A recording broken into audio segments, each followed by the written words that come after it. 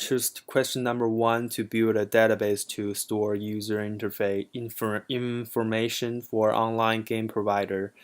First, I created the users table and set the username, password, ID, and such. And then I created a table to store the user status, and I created a foreign key many to one relationship to refer to the status table primary key because it could save database space. Because in this case, we don't really have to save the whole status data for every user. It could save some resources. Same reason I created a table for the user type and the corresponding foreign key to refer to it. And next I created an equipment table, and I created an equipment type table separately and refer to it with a foreign key, and the same reason to save some resources. And I also created a many-to-many relationship between users and equipments, like that, because user can have many equipments and equipment can have many users, so it's a many-to-many relationship.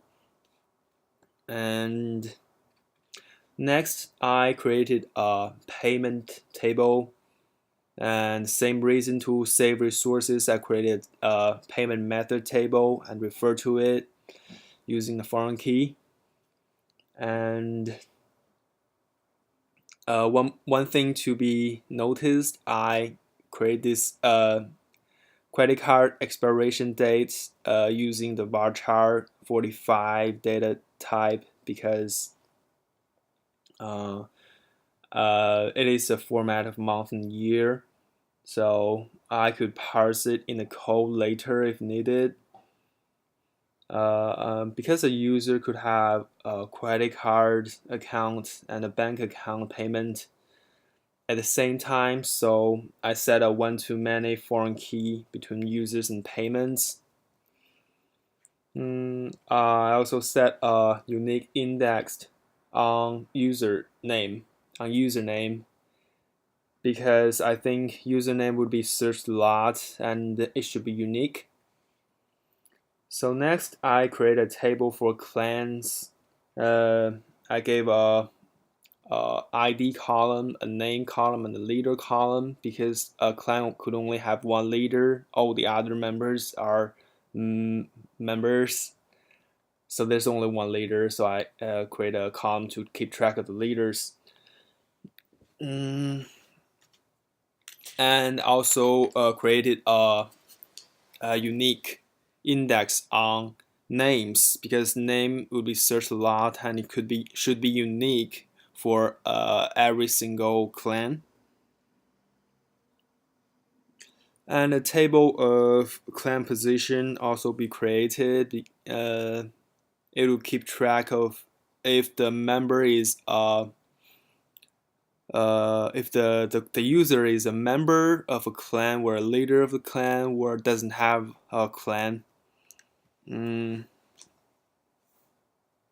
Because a clan could have many users, but a user could only have one clan, so there's a one-to-many relationship between clan and user, so created a foreign key to connect these two tables.